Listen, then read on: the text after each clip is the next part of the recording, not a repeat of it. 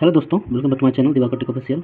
तो हम पीछे जो 33 नंबर क्वेश्चन था, लोलक की कालावधि यानी लोलक का टाइम पीरियड किस पर निर्भर करता है। तो वहाँ पर आंसर लंबाई पर हुआ। ठीक है, तो ये तो सही है, लंबाई पर ही निर्भर करता है। ठीक है, तो इसके बारे में हम ये बताएंगे कि ये है लोलक। ठीक है, ये है एम यानी मास। ठीक है, और ये है लंबाई इसका एल। ठीक है, और यहाँ जी लगता है। ठीक है, और यहाँ से यहाँ तक गया और यहाँ से यहाँ तक आ गया, इसको कहते हैं टाइम पीरियड यानी आवर्तकाल यानी टी। ठीक है, टी क्या हुआ कि अगर यहाँ से इसको छोड़े तो यहाँ जाएगा और फिर यहाँ से यहाँ आ जाएगा, तो इसको क्या बोलेंगे, टाइम पीरियड यानी आवर्तकाल समयावधि। ठीक है, तो लंबाई पर कैसे निर्भर करता है। ठीक है, इससे संबंधित कुछ इंपॉर्टेंट पॉइंट्स हम देखेंगे और आपको समझेंगे।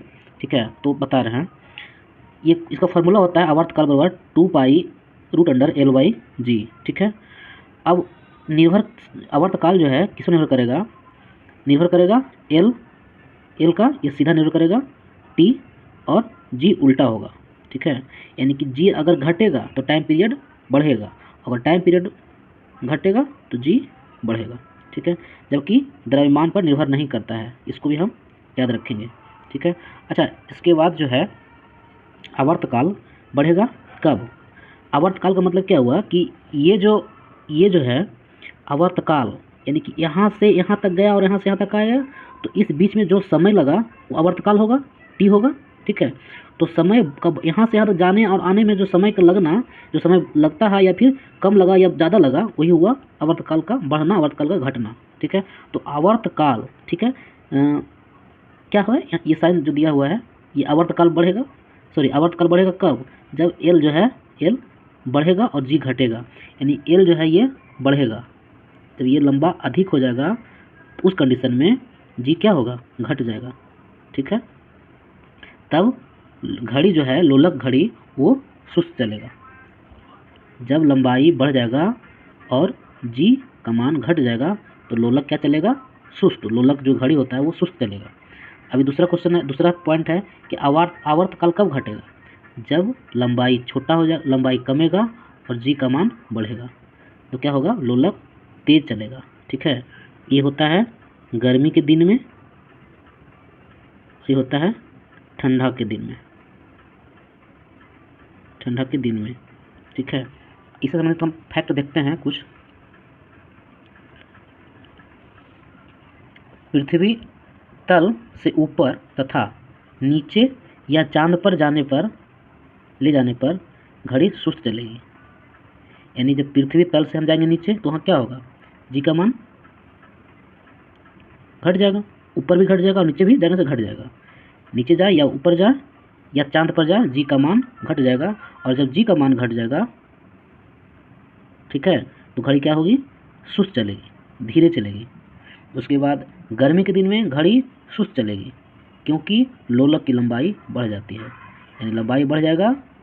तो जब लंबा इतना है और इससे इतना बढ़ गया, तो इतना बढ़ गया तो इसको यहाँ से यहाँ तक, यहाँ से यहाँ तक गया और फिर यहाँ से यहाँ तक गया, तो उसके बाद फिर यहाँ से यहाँ तक आया, तो इसका जाने आने का समय अधिक लगेगा, यानी कि आवर टाइम पीरियड जो है बढ़ गया। जब टाइम पीरियड बढ़ गया, लंबाई बढ़ गया तो टाइम पीरियड बढ़ गया, टाइम पीरियड बढ़ गया तो आवर्तकाल का समय अधिक हो गया, और समय अधिक हो गया तो घड़ी क्या होगा, सुस्त चलेगा। ठीक है, उसी तरह ठंडा में क्या होगा, ये जो लोलक है ये लंबाई है घट जाएगा, क्योंकि कोई भी ठंडा से क्या होता है, पदार्थ सिकुड़ता है, और गर्मी से पदार्थ फैलता है। तो ठंडा में क्या होगा, घड़ी तेज चलेगा, ठीक, क्योंकि लंबाई घट जाएगा। ठीक है, ठंडा में घड़ी तेज चलेगा क्योंकि लंबाई घट जाएगा। ठीक है, अगला पॉइंट देखते हैं, उपग्रह पर ले जाने पर, अगर घड़ी को ले जाएंगे, लोलक घड़ी को उपग्रह पर ले जाएंगे तो वहाँ क्या होगा, काम ही नहीं करेगा। क्यों, क्योंकि वहाँ जी का मान 0 है। ठीक है, और जब जी का मान 0 है तो वहाँ क्या होगा, टाइम पीरियड अनंत हो जाएगा। इसी तरह आगे हम, अगला पॉइंट है लोलक की लंबाई, है ना, ये जो लोलक है, ये लोलक है, इसकी लंबाई जो है 4% अगर बढ़ाते हैं तो उसका आवर्तकाल टाइम पीरियड क्या होगा, 2% बढ़ेगा, यानी आधा बढ़ेगा, क्योंकि टी बराबर क्या होता है, 2π√L/G, है ना, यानी टी, लोलक की लंबाई कितना, 4% बढ़ाएंगे लंबाई एल। ठीक है, 4% बढ़ाएंगे तो इसका 2% बढ़ेगा, जबकि लोलक की लंबाई अगर 4 गुना करेंगे तो आवर्तकाल 2 गुना बढ़ेगा। ठीक है।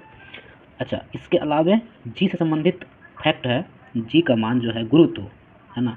बीपीएससी में बहुत सारे क्वेश्चन साइंस में इससे आता है, भिन्न तरह क्वेश्चन आता है। हम सोचे कि इसीलिए ये आपको बहुत पढ़ना बहुत ज़रूरी है। तो पृथ्वी के सतह से ऊपर या नीचे अगर हम जाते हैं तो जी का मान क्या होगा? जी का मान घटेगा। पृथ्वी के सतह से ऊपर जाएंगे या नीचे जाएंगे तो जी का मान क्या होगा?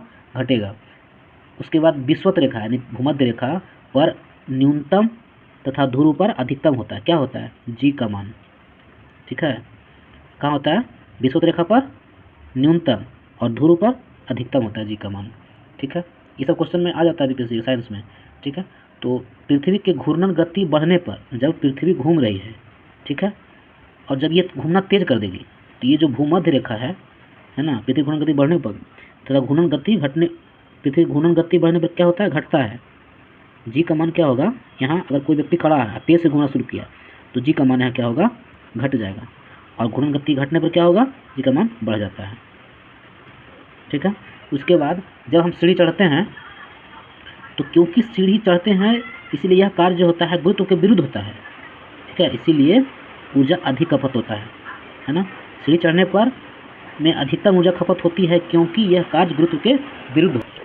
क्वेश्चन है, अगला पॉइंट है, व्यक्ति पृथ्वी की तुलना में पहाड़ पर अधिक उछल सकता है क्योंकि वहाँ जी का मान पृथ्वी की तुलना में कम होता है। क्या होता है? कम होता है।